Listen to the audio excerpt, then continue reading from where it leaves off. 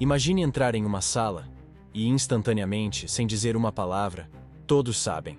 Você não é alguém com quem se brinca. Não é por medo, nem por intimidação, mas por algo invisível, algo mais profundo, sutil e poderoso.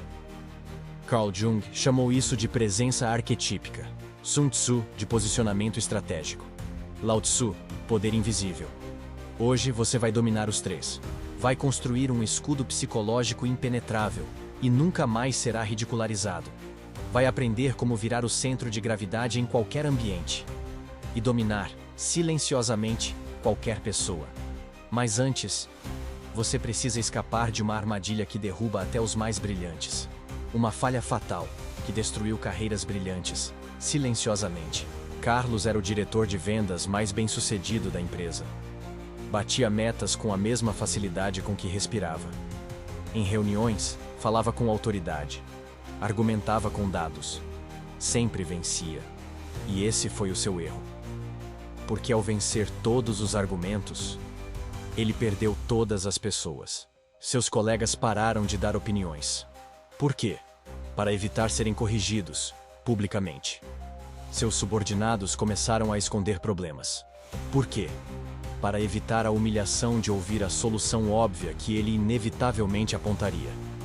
Carlos virou uma ilha de competência, cercada por um oceano de silêncio e ressentimento. Quando veio a reestruturação, ninguém defendeu Carlos. O mais competente foi deixado de lado. Por quê? Porque competência sem humildade atrai inimigos, não aliados. Lao Tzu chamava isso de a maldição do sempre certo. Quando você sempre tem razão, os outros não torcem para que você erre nos números. Torcem para que você tropece na humanidade.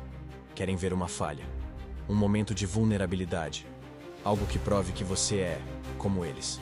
Se você não oferece isso voluntariamente, eles procuram defeitos, aumentam erros, criam histórias, e seu nome, que antes era símbolo de excelência, se transforma em símbolo de arrogância.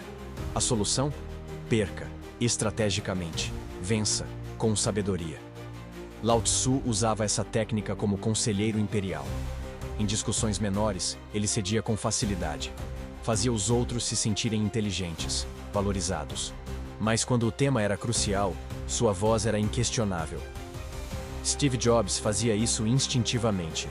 Brigava ferozmente por detalhes técnicos, mas às vezes cedia. Nos pontos estratégicos, porém, sua visão era lei. Resultado? Os engenheiros se sentiam ouvidos e o seguiam com confiança. Você quer aplicar isso? Então escute. Aqui está como. Escolha 3 princípios inegociáveis na sua área. O resto é flexível. Admita erros pequenos antes que apontem. Isso mostra integridade. Celebre as vitórias dos outros, até quando você contribuiu mais do que eles. Deixe que levem o crédito de vez em quando. Isso cria dívida de gratidão. Peça conselhos fora da sua zona de domínio. Isso mostra humildade. Lao Tzu dizia: o sábio parece ignorante, mas é sábio. O tolo parece sábio, mas é ignorante. Quando você para de tentar ser o mais inteligente da sala, as pessoas param de tentar provar que você está errado. As ideias mais poderosas são aquelas que os outros acham que tiveram. Carl Jung entendeu isso ao estudar como certas pessoas influenciavam multidões, sem parecer tentar.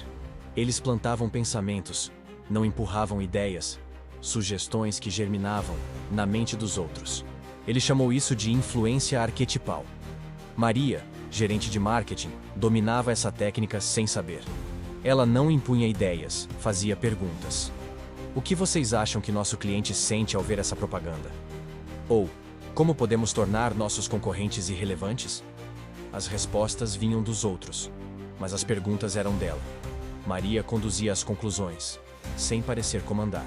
E quando ela dizia: imaginem nosso cliente abrindo essa embalagem, a sala inteira se transportava mentalmente para aquele momento. Era como se todos sentissem a mesma coisa, porque imaginem é uma das palavras mais poderosas da persuasão. Ela desliga o crítico interno e ativa o visualizador, reduz a resistência e abre portas na mente. Outra expressão mágica? Como seria se Essa pergunta transforma a imposição em colaboração. Como seria se eliminássemos esse processo? Soa muito diferente de precisamos eliminar esse processo. Jung ainda usava histórias paralelas, como antídoto à resistência. Contava sobre pacientes semelhantes. Nunca dava a solução diretamente. Deixava o paciente descobrir. E por isso, o paciente acreditava que era dono da ideia. Você pode fazer o mesmo. Conheci um gerente que tinha um problema parecido. De repente, a atenção está ali, sem defesa, só curiosidade. E então, a pergunta definitiva: quando isso começar a funcionar, qual será o primeiro sinal de sucesso? Note, você não perguntou se vai funcionar. Perguntou quando. Esse tipo de pergunta instala uma nova realidade na mente da outra pessoa, uma onde o sucesso já está acontecendo. E ela está apenas tentando prever os sinais. Jung percebeu que isso funciona porque preserva o ego. As pessoas acreditam que chegaram àquela conclusão sozinhas. Na verdade, você construiu o cenário onde só existia uma conclusão possível. Isso é mais do que persuasão. Isso é arquitetura de pensamento. Você não convence. Você molda. E os líderes que entendem isso governam não com palavras, mas com atmosferas. Influenciadores digitais usam isso sem perceber. Eles não dizem, compre este produto. Eles criam contextos onde comprar parece uma decisão natural. Jung alertava: quem compreende o inconsciente coletivo pode moldá-lo, mas deve usar esse poder com responsabilidade. Use essas técnicas para criar alinhamento genuíno, não manipulação destrutiva. Para cultivar lealdade, não obediência forçada. Sun Tzu dizia: todo terreno tem seu valor estratégico, mas ele não falava só de montanhas e rios. Ele falava de território invisível, de poder invisível, onde você se senta numa reunião, na sala de aula, no restaurante. Parece irrelevante, mas não é. Pense bem, quem sentou mais próximo do chefe? Quem ficou de costas para a porta? Quem escolheu a cadeira com visão total da sala? Essas microdecisões revelam hierarquias ocultas. Teste isso. Chegue mais cedo na próxima reunião. Escolha a cadeira que obriga todos a olharem para você e observe o que acontece. De repente, sua opinião é requisitada. As pessoas te incluem. De repente, você existe no mapa mental do poder. Sun Tzu mapeava territórios físicos para vencer guerras. Você precisa mapear territórios sociais para vencer interações. Toda sala tem seus pontos de força. A cadeira, o tom de voz, o momento certo de intervir. Com quem você fala antes da reunião. Quem você cumprimenta primeiro. Onde você para no corredor. Tudo isso constrói, ou destrói, sua autoridade invisível. Pessoas poderosas sabem instintivamente onde ficar para serem notadas. Como se posicionar para influenciar. Onde estar para nunca serem ignoradas. Quando você domina a geografia social, você controla a percepção.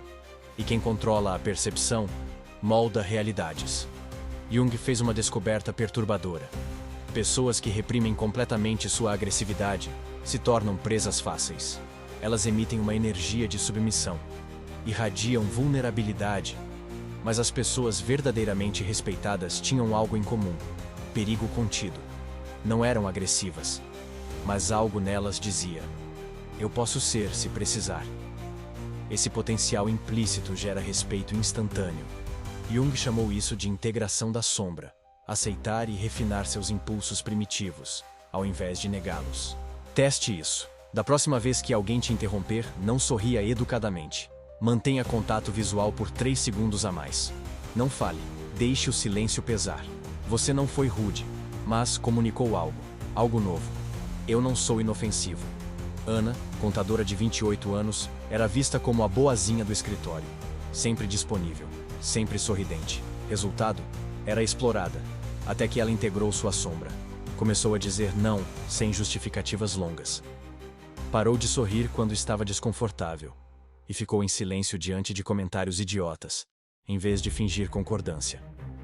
3 semanas depois, a dinâmica havia mudado. Colegas pararam de empurrar tarefas. O chefe começou a consultá-la. Ela ganhou respeito, sem perder simpatia. Por quê? Porque ela deixou de resistir à sua assertividade e passou a usá-la com estratégia. A sombra não é sua inimiga. É sua força bruta esperando ser domada. Pessoas verdadeiramente perigosas não precisam dizer que são. Elas apenas são. E todos sentem. Como desenvolver essa presença? Comece identificando sua sombra reprimida. Quais emoções você nunca expressa? Raiva, impaciência, desprezo por incompetência. Essas são suas ferramentas ocultas. Mas a chave é a dosagem. Uma sobrancelha erguida na hora certa vale mais que 10 gritos. Comece mudando sua linguagem corporal. Ombros eretos, porém relaxados. Movimentos lentos. Pausas antes de responder. Aceite o conflito como normal. Pare de evitar tensão. Pare de suavizar divergências desnecessariamente. Jung notava que pessoas sempre positivas são percebidas como falsas. Os outros sentem isso e perdem o respeito. Quando você integra sua sombra, você se torna completo. Você é previsível nas reações, mas imprevisível na tolerância. E isso gera autoridade natural. Lao Tzu tinha uma estratégia ainda mais sutil. Ele chamava de Wu Wei, ação pela não ação, influência pelo silêncio. Parece contradição, mas é a técnica mais sofisticada que existe. Observe crianças brincando. Quem elas seguem? Não é quem grita, não é quem mais tenta, é quem está confortável consigo mesmo. Adultos funcionam da mesma forma. Nós gravitamos em direção a quem não precisa provar nada. David, engenheiro sênior, descobriu isso por acidente. Em uma reunião tensa sobre prazos, todos falavam ao mesmo tempo. Ele ficou em silêncio, apenas observando. Quando o tumulto cessou, alguém perguntou: David, o que você acha? Ele não interrompeu ninguém. Não competiu por atenção. Mas sua opinião foi a mais valorizada. Por quê? Porque ele demonstrou algo raro. Autocontenção absoluta. Lao Tzu dizia: o sábio não age, mas nada fica por fazer. David não ocupou espaço. O espaço se abriu para ele. A maioria das pessoas está desesperada por validação. Falam demais, gesticulam demais, tentam demais. Essa energia ansiosa é repelente. Quando você está confortável no próprio silêncio, os outros se sentem compelidos a preenchê-lo. Eles trabalham para conquistar sua aprovação, não o contrário. Wu Wei não é passividade. É ação mínima com impacto máximo. Como aplicar? Pare de completar frases alheias. Deixe os silêncios existirem. Escute mais do que fala, mas escute de verdade. Corte gestos desnecessários. Movimento constante sinaliza nervosismo. Responda com economia de palavras. 3 frases bem escolhidas valem mais que 10 minutos de explicações. Lao Tzu dizia: a água vence a rocha não pela força, mas pela persistência suave. Você pode fazer o mesmo com pessoas.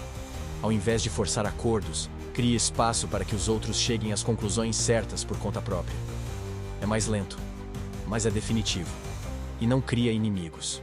Mas para tudo isso funcionar, você precisa dominar uma habilidade específica. A maior parte da sua autoridade é decidida antes de você abrir a boca. Sêneca descobriu isso no Senado romano. Lá, oradores brilhantes eram ignorados, se não tivessem presença física. E senadores medíocres dominavam debates apenas pela forma como ocupavam o espaço. Ele catalogou os gestos, posturas e ritmos que automaticamente captavam respeito. Um código secreto, não verbal, de comando.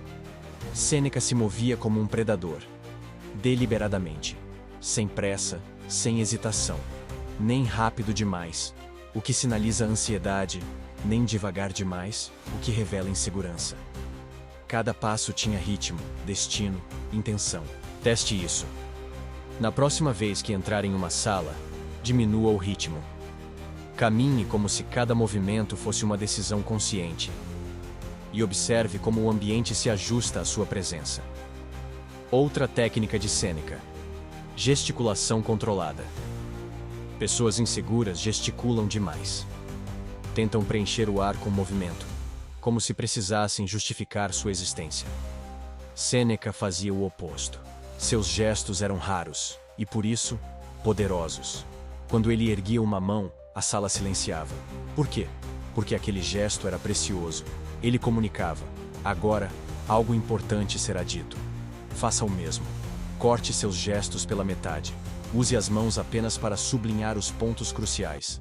O silêncio corporal grita autoridade. Sêneca também usava o olhar estratégico. Ele não olhava para todos igualmente.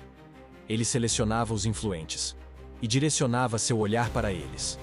Quem recebia mais atenção se sentia importante. Quem recebia menos, trabalhava para merecer mais. Isso criava hierarquias invisíveis. Ele também ocupava espaço. Nunca se encolhia. Nunca se curvava para passar. Seu corpo dizia: "Este é o meu lugar. Eu existo. Eu comando." Quem cede espaço fisicamente, cede poder psicologicamente. Outro detalhe: o timing das reações. Sêneca nunca respondia imediatamente a provocações. 3 segundos de silêncio, expressão neutra, e só então. Uma resposta precisa, calma, devastadora. Esse pequeno atraso comunica controle emocional absoluto. É como dizer: você pode tentar me tirar do centro, mas meu centro é inabalável.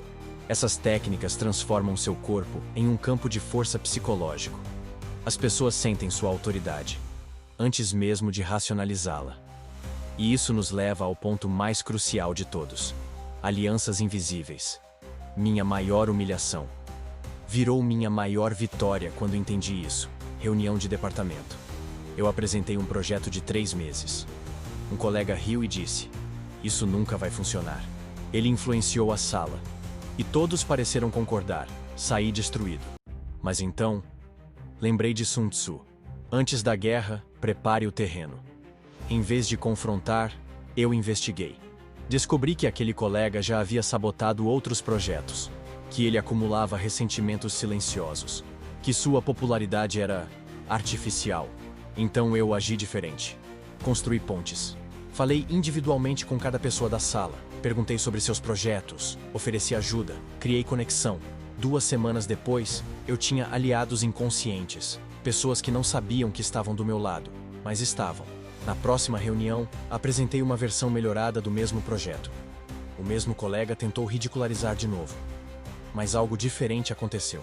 Carolina disse: "Acho que tem potencial." Roberto completou: "Vale testar." Amanda concluiu: "Eu apoio." Ele ficou sozinho. O homem mais barulhento da sala se tornou irrelevante, porque agora ele era o único negativo em meio a vozes construtivas. Sun Tzu dizia: "A guerra não é vencida nas batalhas, é vencida na preparação." Eu havia vencido antes da reunião começar. Influenciadores digitais fazem isso o tempo todo, intuitivamente. Eles não tentam agradar a todos. Eles constroem microcomunidades leais, grupos que defendem a marca, que amplificam a mensagem. Quer fazer o mesmo? Mapeie influenciadores ocultos. Eles nem sempre são os mais óbvios. Às vezes é a secretária que tem o ouvido do chefe, ou o técnico que todos respeitam, ou aquela pessoa discreta que todos procuram para conselhos. Invista em relacionamentos antes de precisar deles. Lembre aniversários. Celebre vitórias. Ajude sem esperar retorno imediato. Crie um histórico de generosidade silenciosa. E mantenha discrição absoluta. Alianças óbvias geram contra-alianças. Trabalhe nos bastidores. Teste lealdades aos poucos. Não peça favores grandes de cara. Comece pequeno. Veja quem responde. Invista mais em quem corresponde. Sun Tzu dizia: "Quem luta sozinho sempre perde para quem luta junto." O poder real não é o que você exerce quando está presente. É o que continua funcionando quando você sai da sala. Sêneca e Sun Tzu discordavam em muitas coisas, mas sobre uma, ambos concordavam. Autoridade verdadeira não é pessoal, é sistêmica. Sêneca acreditava em poder por princípios. Criava padrões de comportamento tão consistentes que, mesmo na ausência dele, as pessoas sabiam o que fazer. Elas não esperavam ordens, agiam como ele agiria. Já Sun Tzu preferia o poder por estrutura. Ele posicionava pessoas estratégicas em lugares estratégicos. Criava uma rede de influência silenciosa, autônoma, letal. Quem estava certo? Ambos. E Roberto, um diretor controlador, descobriu isso da pior forma. Ele centralizava tudo. Cada decisão, cada conflito, cada instrução passava por ele. Resultado? Quando viajava, O departamento parava. Quando saía de férias, os problemas se acumulavam. Roberto tinha poder, mas não tinha um sistema de poder. Até que ele decidiu mudar. Estudou líderes que criavam impérios invisíveis e começou a agir diferente. Ao invés de resolver tudo pessoalmente, passou a ensinar como resolver. Como Roberto agiria aqui? Virou uma pergunta comum no time. Ao invés de impor decisões pontuais, ele instalava princípios orientadores. As pessoas aprendiam a pensar como ele. E ao invés de ser o centro de toda a comunicação, ele criou canais autônomos, que funcionavam segundo sua lógica. 6 meses depois, Roberto viajava com frequência. E nada travava. Na verdade, as coisas melhoravam. A equipe havia internalizado sua mentalidade e a aplicava com ainda mais criatividade. Isso é um império pessoal invisível. Quando seus valores, métodos e visão se tornam o DNA do ambiente, você deixa de ser necessário e passa a ser indispensável. Sun Tzu alcançava isso delegando com estratégia. Ele identificava influenciadores naturais e os transformava em extensões da sua liderança. Não subordinados, mas colaboradores com autonomia. A diferença parece sutil, mas muda tudo. Subordinados executam ordens. Colaboradores internalizados executam intenções. Quando você atinge esse ponto, sua influência se multiplica. Você não precisa estar em 10 lugares ao mesmo tempo, porque tem 10 pessoas operando com sua mentalidade nesses lugares. Sêneca chegava ao mesmo resultado, com consistência absoluta. Seus comportamentos eram tão previsíveis, tão alinhados, que os outros antecipavam suas reações. Começavam a pensar: o que Sêneca aprovaria? Ele não precisava controlar. Sua presença estava instalada, como referência interna. Agora imagine combinar os dois métodos: instalar seus valores, como Sêneca, e posicionar aliados-chave, como Sun Tzu. O resultado?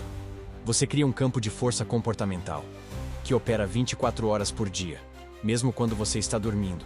As pessoas começam a defender suas ideias. Quando você não está presente, começam a agir como você agiria, não por submissão, mas por alinhamento profundo. Elas se tornam extensões voluntárias da sua influência. Isso é dominação real, não pelo medo, nem pela imposição, mas por relevância tão profunda que sua ausência se torna impensável. Você acabou de aprender um sistema completo, da construção de autoridade invisível à instalação de presença inabalável, da arquitetura de poder silencioso até o domínio das interações humanas mais complexas. Mas este é só o começo. Continue estudando, testando, refinando. À medida que você amadurece, sua percepção muda e sua aplicação se torna cada vez mais sofisticada. Use com responsabilidade